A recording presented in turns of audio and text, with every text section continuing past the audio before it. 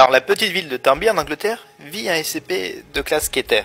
Aujourd'hui, on va parler de SCP-783, aussi nommé l'Homme Tordu. Tous les 12 ans, SCP-783 va s'attaquer à certains habitants de cette ville. Sa période d'activité dure environ 70 jours durant les mois d'automne et d'hiver. C'est une entité extrêmement hostile. Lorsqu'il a choisi une cible, SCP-783 va d'abord affecter la structure de l'habitation de sa future victime en causant des déformations sur la maison et les objets à l'intérieur. Puis, il entrera discrètement dans la maison pour s'avancer vers sa victime. C'est alors que SCP-783 s'attaque à la personne en déformant son corps. Les membres de la victime s'allongent alors, créant de nombreuses fractures. Le cartilage recouvre les os cassés, donnant à la victime cette forme bien particulière. Les victimes sont bien souvent encore en vie après l'attaque, mais elles sont dans un état second ou totalement paralysées.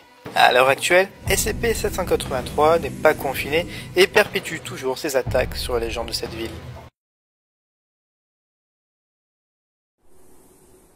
Faut arrêter avec vos SCP mainstream. Le plus flippant, c'est SCP-303. Ok, SCP-303, aussi appelé The Doorman, est une entité humanoïde amaigrie à la peau d'un brun rougeâtre. Le visage du sujet est dominé par une bouche géante remplie de dents humaines surdimensionnées. SCP-303 émet constamment un son ressemblant à une respiration sifflotante. Tout individu ayant rencontré SCP-303 peuvent décrire son apparence, y compris lorsque ces individus n'étaient pas physiquement capables de voir le sujet. SCP-303 se matérialise derrière n'importe quelle porte, bloquant et empêchant tout individu de pouvoir sortir de la pièce. SCP-303 reste immobile derrière les portes pendant une durée indéterminée. Les personnes essayant d'ouvrir la porte pour s'échapper ressentent une peur paralysante, jusqu'à ce que SCP-303 disparaisse. Le sujet évite systématiquement d'entrer dans le champ visuel de tout observateur. SCP-303 ne permet que l'observation de 10% de son corps. Les recherches de la Fondation ne peuvent expliquer à l'heure actuelle le comportement de SCP-303. Ils ont l'air inoffensifs comme ça, mais en réalité, ce sont de véritables tueurs. SCP-1507 est un ensemble de 26 flamants roses en plastique de classe Euclide. Ils ont à l'origine été fabriqués par l'usine Coral Springs en Floride. Le premier propriétaire de ces flamants roses pensait pouvoir simplement décorer son jardin, mais malheureusement pour lui, c'est ce qui a causé sa mort. Les instances de SCP-1507 se montrent hostiles envers tout être humain qu'ils croisent. Même s'ils sont faits de plastique, leurs patelles sont faites de fer et ils peuvent donc vous infliger de lourdes blessures, voire la mort. Quand ils ne sont pas dérangés, les SCP-1507 ont le même comportement que de vrais flamants roses, sauf qu'ils n'ont pas besoin de boire ni de manger. Même si vous arrivez à détruire un des SCP-1507, ils se multiplieront et deviendront plus agressifs envers tous ceux qui s'approcheront d'eux. Actuellement, ils sont confinés dans une cellule d'observation de la Fondation. Les membres du personnel ne sont pas autorisés à y rentrer sans être accompagnés de 2 gardes armés. Si vous croisez un SCP-1507, ne vous en approchez surtout pas et ne montrez aucun signe d'hostilité envers lui. SCP-096 en 1 minute. SCP-096, aussi nommé l'homme timide, est un humanoïde mesurant 2,38 m. Il possède des bras qui sont disproportionnés par rapport au reste de son corps. L'ouverture de sa mâchoire est 4 fois plus grande que celle d'un humain ordinaire. Sa particularité est qu'il pourchasse toute personne ayant vu son visage, que ce soit directement ou en photo. Aucune personne n'est capable de lui échapper. Mais attention, il existe une photo de SCP-096 où on le voit en arrière-plan au loin. C'est la seule photo officielle de cette créature. Toutes les représentations artistiques de SCP-096 n'ont aucun effet. Habituellement, SCP-096 reste passif et ne bouge pas.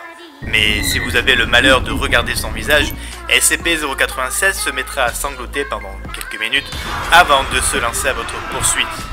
Où que vous soyez, il vous aura et vous mettra en pièces. Aujourd'hui, on va parler de SCP-3000. Il se situe dans les profondeurs des abysses dans le golfe du Bengale. Un périmètre de 300 km autour de l'entité a été mis en place par la Fondation.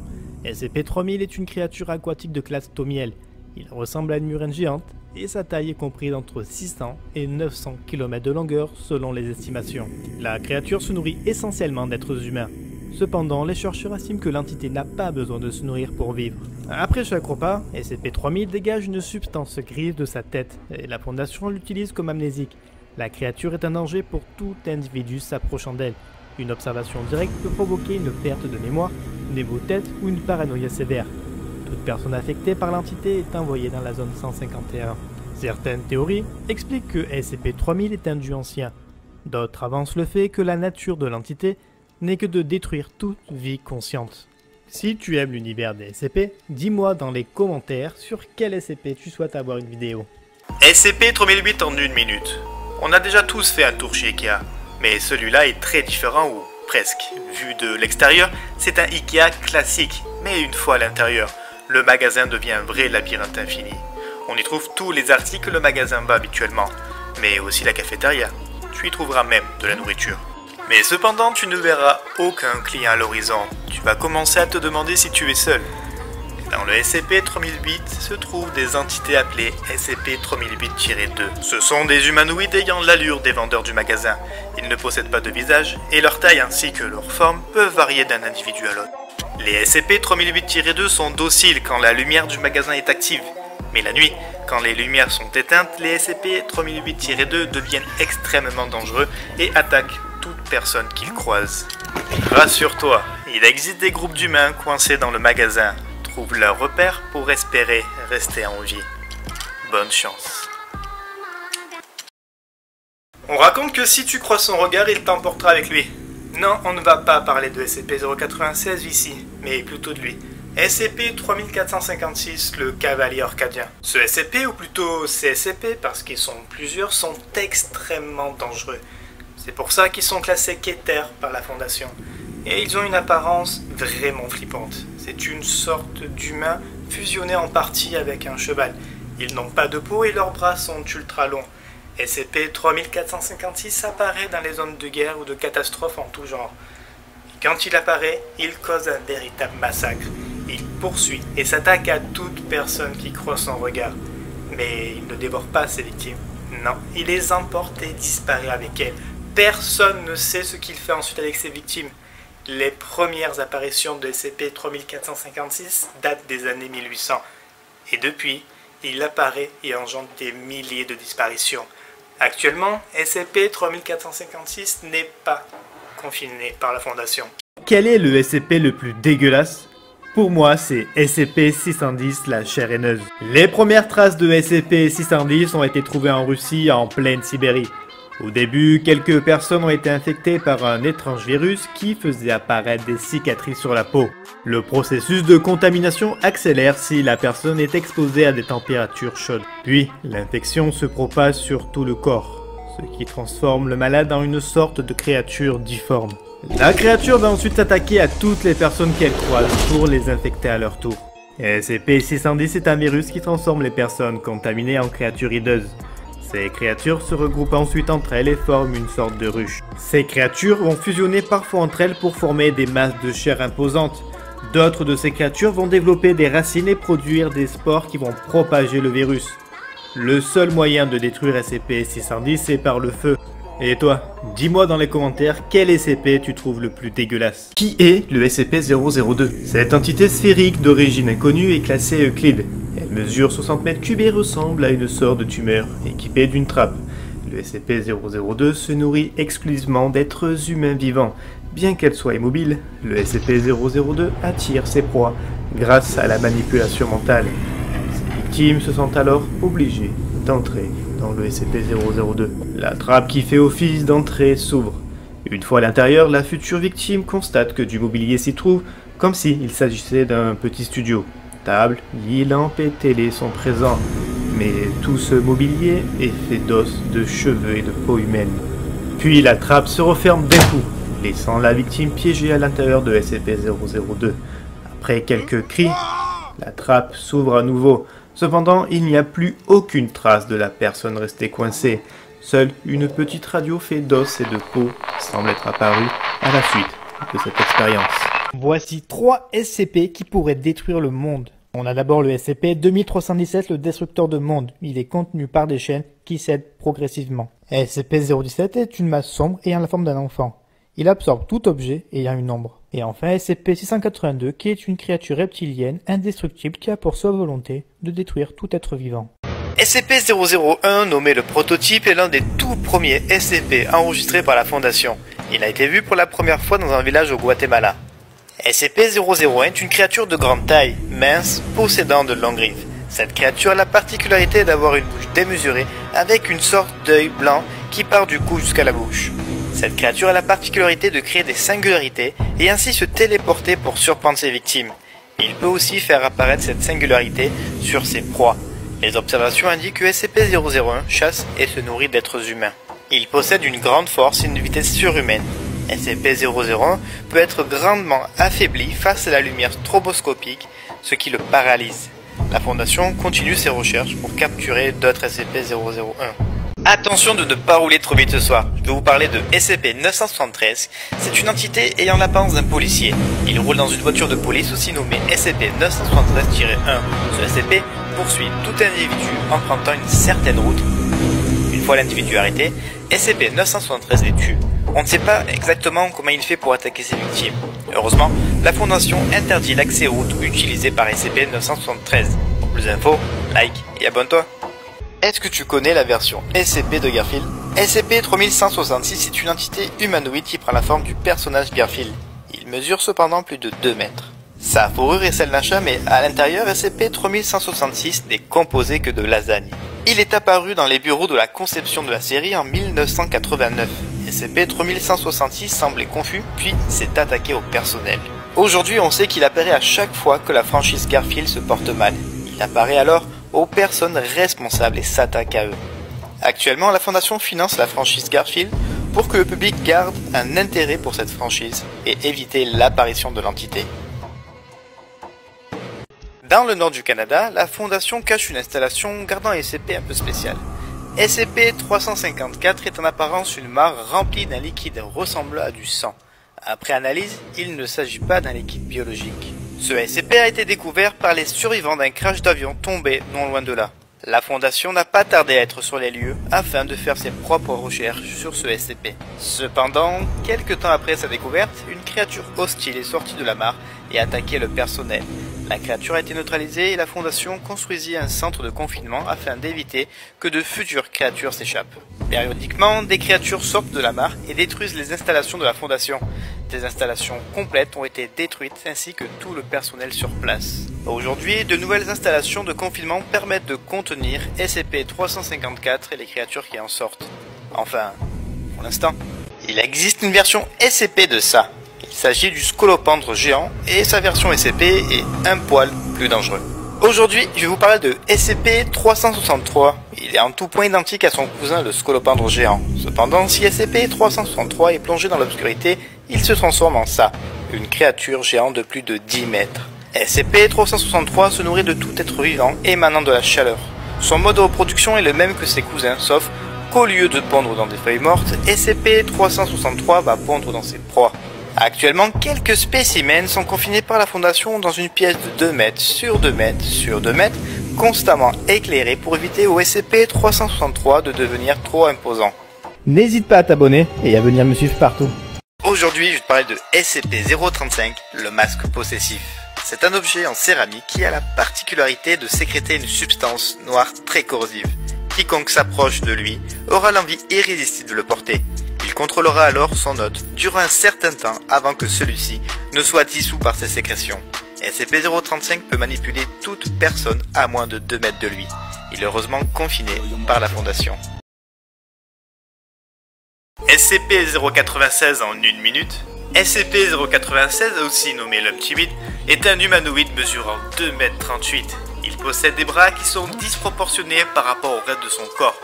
L'ouverture de sa mâchoire est 4 fois plus grande que celle d'un humain ordinaire. Sa particularité est qu'il pourchasse toute personne ayant vu son visage, que ce soit directement ou en photo. Aucune personne n'est capable de lui échapper. Mais attention, il existe une photo de SCP-096 où on le voit en arrière-plan au loin.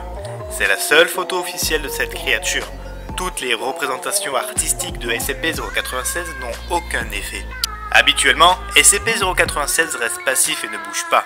Mais si vous avez le malheur de regarder son visage, SCP-096 se mettra à sangloter pendant quelques minutes avant de se lancer à votre poursuite. Où que vous soyez, il vous aura et vous mettra en pièces. Méfiez-vous des ombres, elles peuvent cacher des créatures dangereuses. Le SCP-280 est une créature possédant un buste humanoïde flottant au-dessus du sol. Il se cache dans les endroits sombres, à l'abri des regards, attendant sa prochaine victime. SCP-280 est sous la forme d'une fumée noire. Cependant, quand il a trouvé sa victime, il prend cette forme. La victime n'a quasiment aucune chance de s'échapper. Et SCP-280 prendra plaisir à la déchirer pendant plusieurs minutes. Personne ne sait pourquoi il agit de cette manière, car SCP-280 ne se nourrit pas et ne dort pas. La seule chose qui peut le repousser sont les sources de lumière. SCP-280 disparaîtra pour réapparaître dans un lieu plus sombre. Petit conseil, la prochaine fois que vous serez dans une pièce sombre, gardez une source de lumière à votre portée. Quant à moi, je vous dis à très bientôt.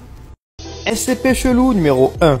SCP-527 est un homme qui a l'air normal sauf qu'il a une tête de poisson. Je crois que c'est une tête de truite. À part ça, il est tout à fait normal. Il est confiné dans un domicile pour humanoïdes standard à la Fondation. SCP-527 n'est pas agressif. Après, parfois il sort des insultes, mais à part ça, il est sympa. Pour plus d'infos, like et abonne-toi. On raconte que si tu croises son regard, il t'emportera avec lui. Non, on ne va pas parler de SCP-096 ici, mais plutôt de lui.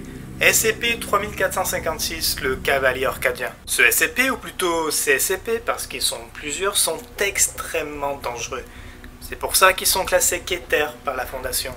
Et ils ont une apparence vraiment flippante. C'est une sorte d'humain fusionné en partie avec un cheval. Ils n'ont pas de peau et leurs bras sont ultra longs. SCP-3456 apparaît dans les zones de guerre ou de catastrophes en tout genre. Et quand il apparaît, il cause un véritable massacre. Il poursuit et s'attaque à toute personne qui croise son regard. Mais il ne dévore pas ses victimes. Non, il les emporte et disparaît avec elles. Personne ne sait ce qu'il fait ensuite avec ses victimes. Les premières apparitions de SCP-3456 datent des années 1800. Et depuis, il apparaît et engendre des milliers de disparitions. Actuellement, SCP-3456 n'est pas confiné par la Fondation. SCP-023 est un loup d'un noir profond avec des yeux jaunes luminescents. Quiconque échangera regard avec SCP-023 décède un an après. Leurs corps contiendront alors des cendres sombres. SCP-023 peut également attaquer les êtres humains à l'aide de ses crocs et de ses griffes. Actuellement, il est contenu par la Fondation. Les yeux de SCP-023 ont été remplacés par des billes de caoutchouc pour empêcher le contact visuel avec ses victimes. Cependant, ces faux yeux doivent être remplacés périodiquement. SCP-054-FR est une créature ayant à première vue l'apparence d'une vague, mais quand elle décide d'attaquer, à ce moment, SCP-054-FR prend la forme d'une tête de requin. Elle s'attaque aux personnes et bateaux s'éloignant environ 250 mètres de la côte. Une fois que sa proie est à proximité, SCP-054-FR s'approche sous la forme d'une vague d'au moins 4 mètres. Une fois que la victime s'est rendue compte de ce qui l'attendait, il est déjà trop tard. Dans 68% des cas, les dégâts sont létaux pour les victimes. Dans d'autres cas, les victimes perdront un membre, voire plusieurs. Parfois, ils disparaissent, dévorés par SCP-058-FR. N'entrez surtout pas. SCP-087 est un escalier possédant une multitude de paliers. À l'intérieur, la lumière n'éclaire qu'une faible surface. Une fois entré, vous pourrez entendre les pleurs d'un enfant vous suppliant de lui venir en aide. Cependant, la distance entre vous et les pleurs semble rester la même tout au long de votre descente. Au bout d'un moment, vous ferez la rencontre de SCP-087-1. Cette entité est un humanoïde sans bouche, ni narine ni pupille. Il vous fixera directement. C'est alors qu'une panique intense vous habitera et vous chercherez à le fuir à tout prix. À ce jour, personne n'est autorisé à y rentrer. Pour plus d'infos, like et abonne-toi. Aujourd'hui, vidéo garantie non violente. Je vais vous parler d'un SCP inoffensif. SCP-111 est une sorte d'escargot avec une tête de dragon, d'où son nom dragon-escargot. Actuellement confiné dans un espace de 5 mètres par 5 mètres sur 5 mètres, l'enclos est tapissé de verdure avec une température de 30 degrés à 50% d'humidité. SCP-111 se nourrit que de légumes crus, comme la laitue. Les représentants de cette espèce mesurent environ 20 cm de long et leurs couleurs et formes diffèrent un peu selon les individus. SCP-111 seraient des créatures créées artificiellement. Ils ont cependant la capacité de cracher du feu, assez pour déclencher un incendie. D'après les recherches faites par la Fondation, les SCP-111 ont une intelligence leur permettant de vivre en collectif et de s'occuper de leurs petits. D'ailleurs, SCP-111 pond des œufs à coque dure. Les œufs sont congelés afin d'éviter d'avoir une surpopulation de ces créatures. SCP-999, connu sous le nom du monstre chatouilleur, est une créature avec la forme d'un pouf orange et gélatineux translucide. Ce SCP est l'un des rares à pouvoir se balader librement dans les locaux de la Fondation. Une de ses particularités, quand une personne entre en son contact, la personne ressent immédiatement une joie immense. Les effets persistent plusieurs heures, voire plusieurs jours après que le contact soit interrompu.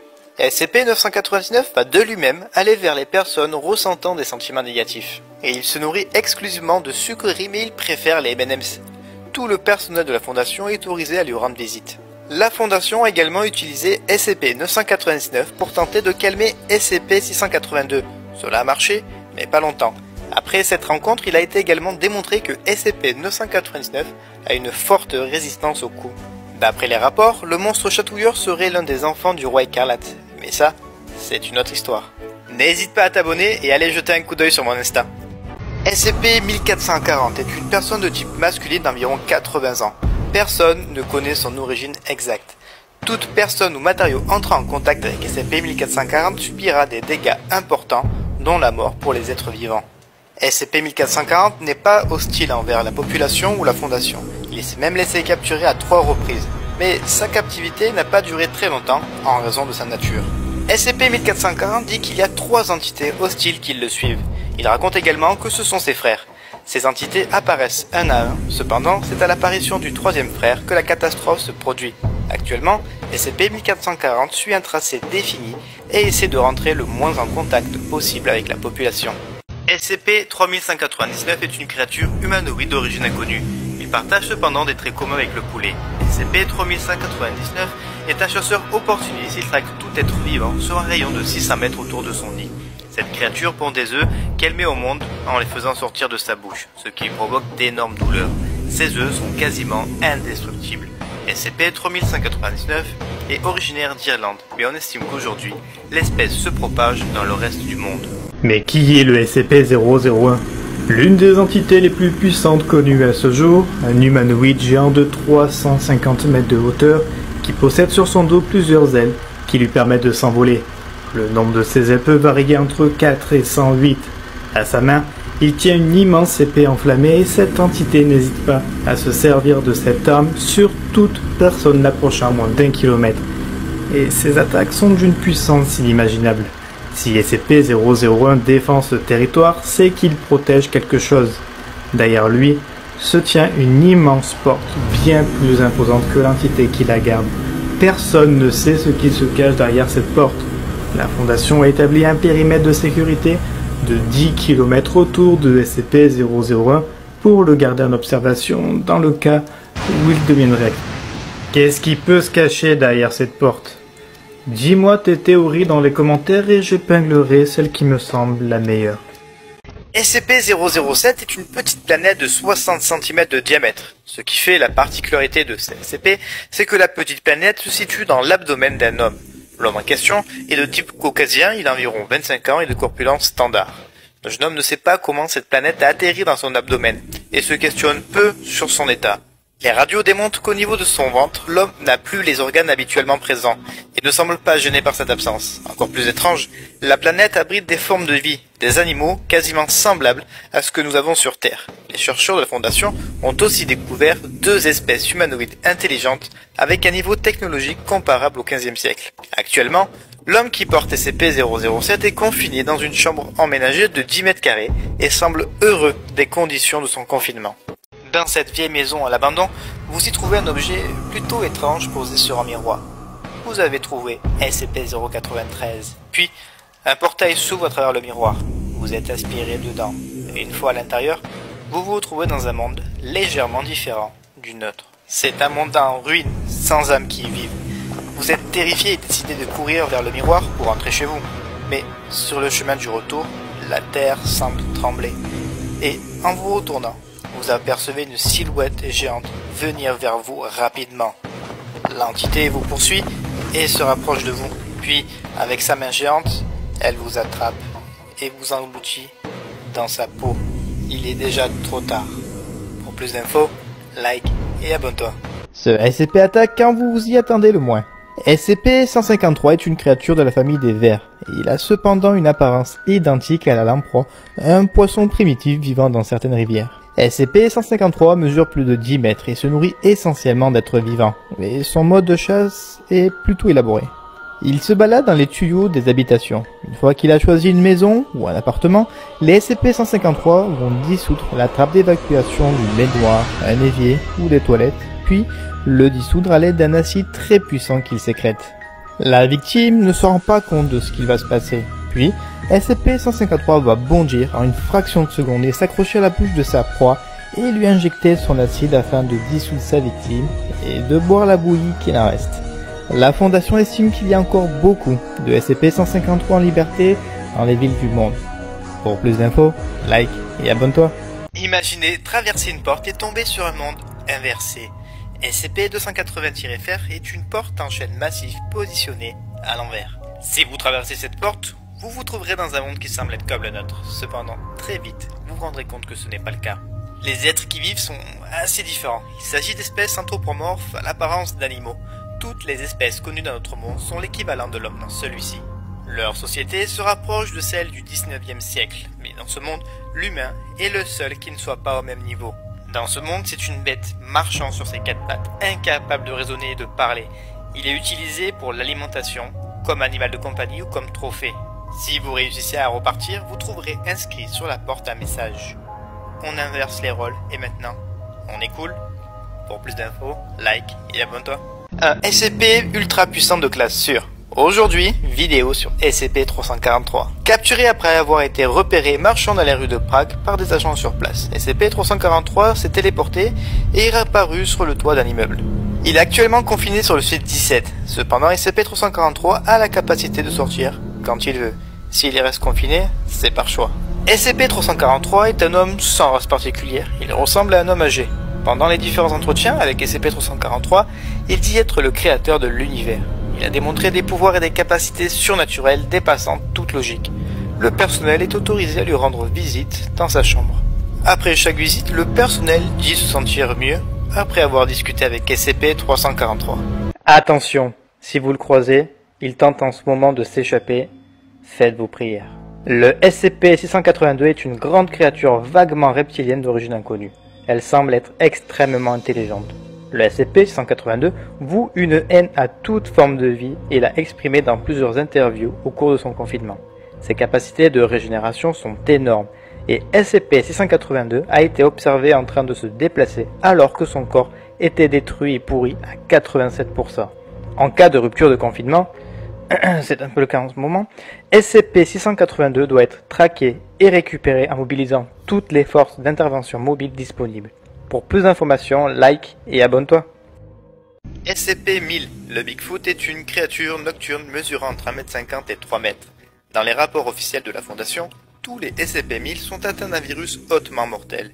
La population des SCP-1000 aurait alors diminué de 90% en 10 000 ans. Ce virus serait transmissible à l'homme, c'est pourquoi la Fondation interdit tout contact avec SCP-1000. Mais ceci est un mensonge. SCP-1000 serait dangereux aux yeux de la Fondation car il possède une intelligence supérieure aux humains. Il y a environ 10 000 ans, les humains alors plus nombreux se sont attaqués aux SCP-1000, diminuant drastiquement leur population.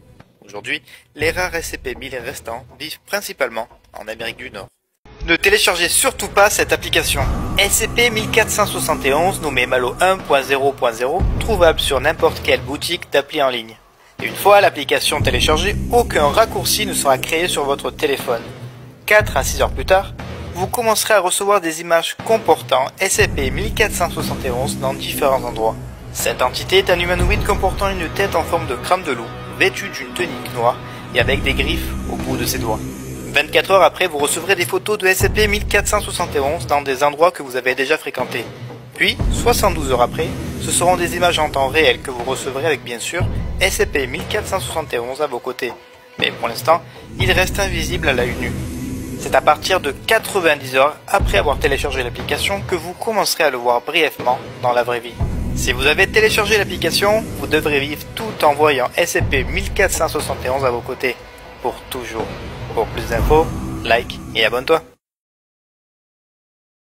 Est-ce que tu connais le SCP-1529, le roi de la montagne? C'est un humanoïde portant la même tenue que ceux des alpinistes. Son visage est caché par sa capuche et seules ses lunettes noires sont visibles. Il est localisé dans les montagnes de l'Everest, donc on va éviter d'y aller.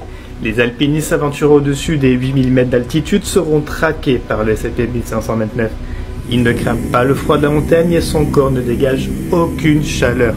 Toutes les disparitions d'alpinistes dans les montagnes de l'Everest sont dues à SCP-1529. Une fois qu'il a repéré un alpiniste, SCP-1529 le suivra de loin, puis il s'approchera petit à petit de sa victime. L'une de ses particularités est de pouvoir hypnotiser toute personne croisant son regard. Les personnes auront alors l'irrésistible envie de s'asseoir et ressentiront une sensation de joie et de chaleur intense. Les personnes sous l'emprise de SCP-1529 perdent par la suite toute force vitale. Leurs corps se mettent à se décomposer anormalement vite. Son seul but est de vous faire peur. SCP-206 est une entité sphérique de 50 cm de diamètre. Sa particularité, c'est qu'il prend la forme de n'importe quelle créature. Son but est d'être le plus effrayant possible, afin de faire peur au plus grand nombre de personnes. Pour ça, SCP-206 s'inspire principalement des créatures et monstres de films d'horreur. Actuellement, il est confiné sur le site 118 dans une cellule hermétiquement fermée. Une fois par mois, un nouveau film d'horreur est montré à SCP-206. Les films en question sont de très mauvaise qualité, avec des représentations de créatures pas vraiment effrayantes. Tout ça est dans le but de faire croire à SCP-206 qu'il incarne la peur absolue. SCP-206 se fait actuellement avoir par la Fondation. Aujourd'hui, une vidéo sur SCP-2521. C'est un humanoïde d'environ 2 mètres.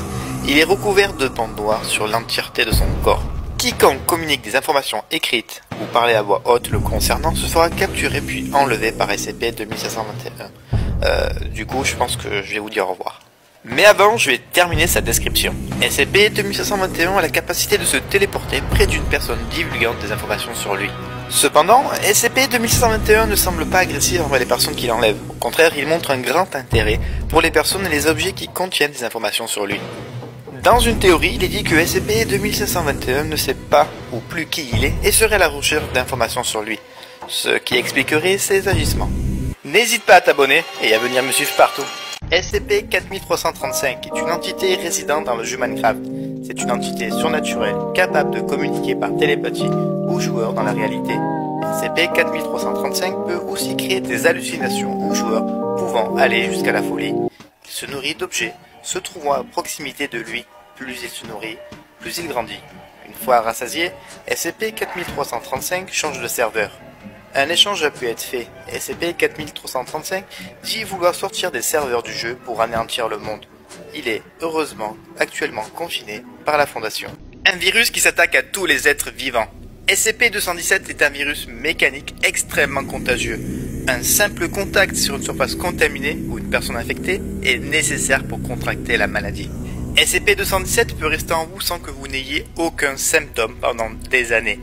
Quand il s'activera, vous ressentirez une légère douleur dans vos articulations. Puis, après quelques jours, vous entendrez de légers bruits mécaniques venant de l'intérieur de votre corps. Les choses vont devenir plus compliquées par la suite. La douleur va s'intensifier au fur et à mesure. Votre corps se transforme alors petit à petit en des milliers de pièces mécaniques vous donnant des douleurs insupportables. À la fin du processus, votre corps deviendra entièrement mécanique. Vous n'aurez plus d'émotions et votre logique sera similaire au fonctionnement d'un ordinateur. Pour plus d'infos, like et abonne-toi.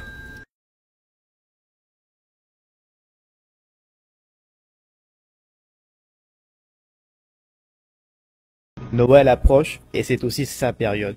Je vais vous parler aujourd'hui de SCP-4666, l'homme de Yule. C'est une entité humanoïde d'âge et d'origine inconnue. Il ressemble à un vieil homme, mesure environ 2 mètres et ne possède pas de vêtements. SCP-4666 est en période d'activité du 21 décembre au 2 janvier. Il peut se déplacer instantanément vers n'importe quelle position au-dessus du 40e parallèle nord. SCP-4666 s'attaque au foyer familial situé en lisière d'une forêt ayant au moins un enfant de moins de 8 ans.